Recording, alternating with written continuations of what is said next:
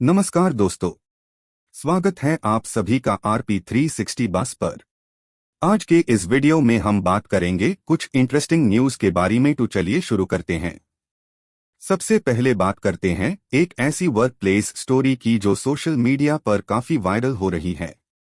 एक startup employ ने Reddit पर एक स्क्रीनशॉट शेयर किया जिसमें उसने बताया कि उसकी सिक लीव रिक्वेस्ट को कंपनी के फाउंडर ने रिजेक्ट कर दिया। एम्प्लॉय का कहना है कि वो नोएडा के एक स्टार्टअप में काम करता है। उसके एरिया में रात भर इलेक्ट्रिसिटी आउटेज हुआ था जिसकी वजह से वो प्रॉपरली सो नहीं पाया और सुबह उसकी तबीयत भी ठीक नहीं लग रही थी। इसलिए उसने HR को एक सिंपल सा मेल भेजा कि वो आज सिक लीव लेना चाहता है और कल से वापस काम ज्वाइन करेगा। लेकिन उसके मुताबिक रिप्लाई कुछ ऐसा आया जो उसने एक्सपेक्ट नहीं किया था।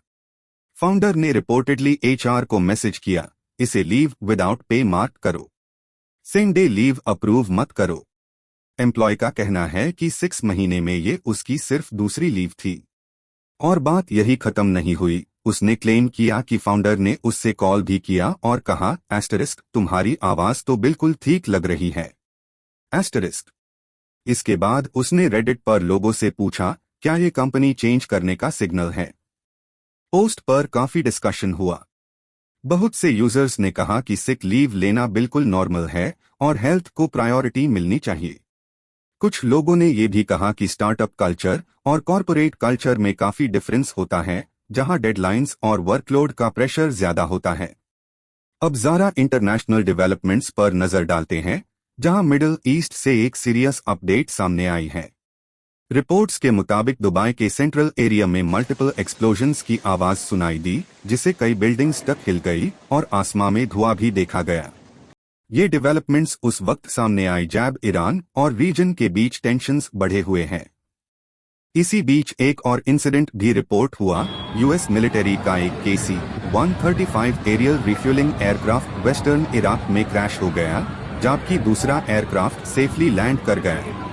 US मिलिट्री ने कहा कि क्रैश हॉस्टाइल फायर की वजह से नहीं हुआ, लेकिन ईरान की तरफ से क्लेम किया गया कि उनके एलीड ग्रुप ने मिसाइल से प्लेन को गिराया। सिचुएशन और भी इंटरेस्टिंग टैब हो गई जब UAE ने ईरानियन अटैक्स की फिल्मिंग और शेयरिंग पर स्ट्रिक्ट एक्शन लेना शुरू कर दिया। एक ब्रिटिश टूरिस्ट समेत करीब 20 लोगों पर साइबर क्राइम लॉज के तहत केस भी रजिस्टर हुआ है, क्योंकि उन्होंने अटैक्स से रिलेटेड फुटेज ऑनलाइन शेयर की थी। ग्लोबल लेवल पर ऐसे रिस्ट्रिक्शंस अनयूजुअल नहीं होते, लेकिन UAE जैसे इन्फ्लुएंसर हैवी कंट्री में इस पर काफी डिबेट हो रही है। अब बात करते हैं मुंबई से आई एक एनवायरमेंटल कंसर्न की।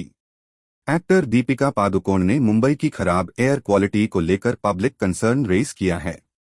उन्होंने सोशल मीडिया पर एक हेजी स्काईलाइन की फोटो शेयर की और बृहन मुंबई म्युनिसिपल कॉरपोरेशन को टैग करते हुए लिखा, ये सिटी और इसके बच्चे सांस लेने में तकलीफ महसूस कर रहे हैं, ये कैसे ठीक है।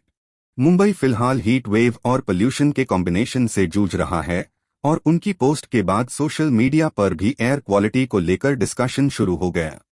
एंटरटेनमेंट वर्ल्ड से भी एक अपडेट आई है। वेटरन एक्टर अर्चना पुराण सिंह ने अपने YouTube चैनल से टेम्परेरी ब्रेक लेने का डिसीजन लिया है। इंटरेस्टिंग बात यह है कि उनका चैनल काफी सक्सेसफुल था। रिपोर्ट्स के मुताबिक उनके व्लॉग चैनल ने 1 मिलियन सब्सक्राइबर्स क्रॉस कर लिए थे और अच्छी एनुअल इनकम भी जनरेट कर रहा था। फिर भी अर्चना और उनकी फैमिली ने डिसाइड किया है कि कुछ समय के लिए अपलोड्स पॉज किए जाएंगे, ताकि वो थोड़ा ब्रेक ले सके और फ्यूचर कंटेंट को फ्रेश अप्रोच के साथ प्लान कर सके। और अब एक ऐसी लीगल डिबेट जिस पर देश भर में डिस्कशन हो रहा है। इंडिया में LGBTQ+ कम्युनिटी के लोग अभी भी ब्लड डोनेट नहीं कर सकते और इस पॉलिसी को लेकर सुप्रीम कोर्ट में हियरिंग चल रही है। गवर्नमेंट का कहना है कि ये रिस्ट्रिक्शन पेशेंट सेफ्टी को ध्यान में रखकर बनाई गई गाइडलाइंस पर बेस्ड है। Guidelines national blood transfusion council और नेशनल एड्स कंट्रोल ऑर्गेनाइजेशन की रिकमेंडेशंस से जुड़ी हुई है। गवर्नमेंट का आर्ग्यूमेंट है कि कुछ groups statistically higher risk category में आते हैं, जहां HIV या हेपेटाइटिस जैसी इन्फेक्शंस का प्रोबेबिलिटी ज्यादा हो सकता है, इसलिए ब्लड रेसिपिएंट्स को सेफ रखने के लिए रिस्ट्रिक्शंस लगाए गए हैं। लेकिन पिटिशनर्स का कहना है कि आज के टाइम पर हर ब्लड सैंपल की स्क्रीनिंग होती है, इसलिए ब्लैंकेट बैन लगाना अनफेयर है और ये सेक्सुअल ओरिएंटेशन के बेसिस पर डिस्क्रिमिनेशन जैसा लगता है। उनका कहना है कि एलिजिबिलिटी बिहेवियर बेस्ड होनी चाहिए, आइडेंटिटी बेस्ड नहीं। अब देखना होगा कि सुप्रीम कोर्ट इस डिबेट पर आगे क्या डायरेक्शन देता है, क्योंकि ये इशू पब्लिक हेल्थ के साथ साथ इक्वालिटी और राइट्स से भी जुड़ा हुआ है। फिलहाल इन्हीं अपडेट्स के साथ आज के लिए बस इतना ही। अगर आपको वीडियो इन्फॉर्मेटिव लगी हो तो वीडियो को लाइक जरूर करें और ऐसे ही बैलेंस्ड और इंटरेस्टिंग अपडेट्स के लिए RP360 बस को सब्सक्राइब करना बिल्कुल ना भूलें। मिलते हैं अगले वीडियो में।